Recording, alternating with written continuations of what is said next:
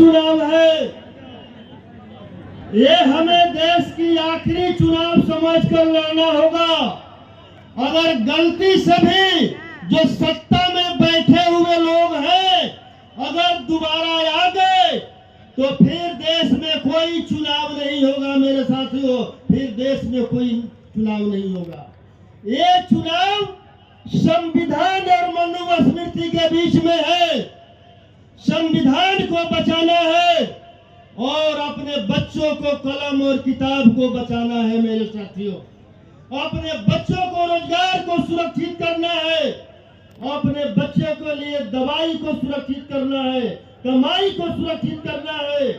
और हमें सीमित समय मिला है, सीमित समय में मैं आप लोगों को बता देना चाहता हूं कि 2020 याद करिए, हमारे महागठबंधन के नेता तेजस्वी यादव जी ने घोषणा किया था कि मैं अगर मेरा सरकार बनता है, मैं मुख्यमंत्री बनता हूं तो पहली कैबिनेट के बैठक में पहली कलम से 10 लाख बेरोजगारों को सरकारी नौकरी देने का काम करूंगा। और पूरे राज्य की जनता तेजस्वी यादव जी पर भरोसा करने का काम किया, लेकिन इन बेईमानों ने चोर दरवाजे से सत्ता में बैठने का काम किया।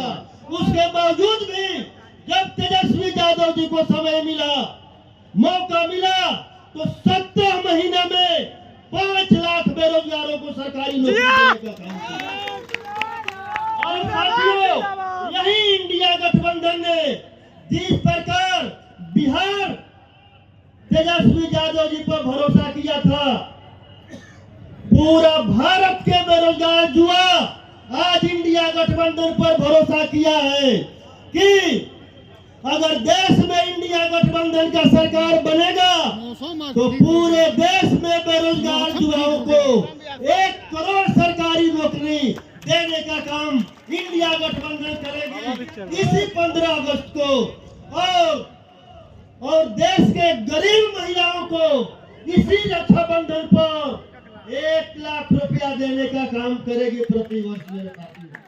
पूरे देश की युवा, पूरे देश की महिलाएं, पूरे देश की जनता आज इंडिया गठबंधन पर भरोसा कर रहा है, क्योंकि वो समझ चुका है जो सत्ता में बैठे हुए लोग हैं, वो जुमलेबाज लोग हैं जो 14 और 19 में घोषणा किया था, उस एक घोषणा को पूरा करने का काम नहीं किया।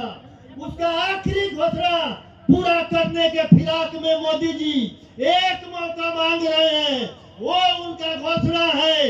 याद करिए, उन्होंने कहा था मेरा क्या है, मैं तो फकीर आदमी हूँ, झोला उठाऊंगा और चल दूंगा मेरे साथ। कुर्सी नहीं है तो अंदर क्यों? वो समय उनका आ गया है, एक मौका मांग रहे हैं कि मैं देश को 80% बेच चुका हूँ, 20% बेचने को बाकी है, हमें एक मौका दे दीजिए, वो भी 20% बेचूंगा और झोला उठाकर चल दूंगा।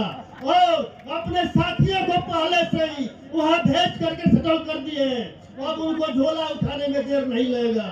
जहाँ भी उनका सभा हो रहा है, उनके सभा में इंडिया गठबंधन जिंदाबाद का नारा लग रहा है और पूरे देश की जनता इस बात को समझ चुका है कि अब केंद्र में इंडिया गठबंधन का सरकार बनने जा रहा है। आप लोगों से आग्रह करने आया हूँ, जब केंद्र में इंडिया गठबंधन का सरकार बन रहा है तो काराकाट में भी इंडिया गठबंधन का उम्मीदवार जीतना चाहिए मेरे साथी। और हम राजा राम जी को झंडा पर 3 तारा पर बटन दबाकर भारी मतों से जिताने का काम करेंगे सभी काराकाट के साथियों। इसलिए जिताएंगे कि राजा राम सिंह जीत कर जाएंगे तो संविधान को बचाने का काम करेंगे, और दूसरा प्रत्याशी जीत कर जाएगा तो संविधान को मिटाने का काम करेगा मेरे साथियों। अब आप लोगों को सोचना है, पूरे देश में 2 लाइन चल रहा है, एक संविधान को मिटाने वाला लाइन है और दूसरा संविधान को बचाने वाला लाइन है। आप लोगों को संविधान को बचाने वाले के लाइन में खड़ा रहना है कि मिटाने वाले के लाइन में खड़ा रहना है। तेरा ही नहीं, आज पूरे देश में चल रहा है। आपके बीच में ही प्रत्याशी आएगा और कहेगा कि मैं भी बहुजन समाज का हूँ, मैं भी ओबीसी का हूँ।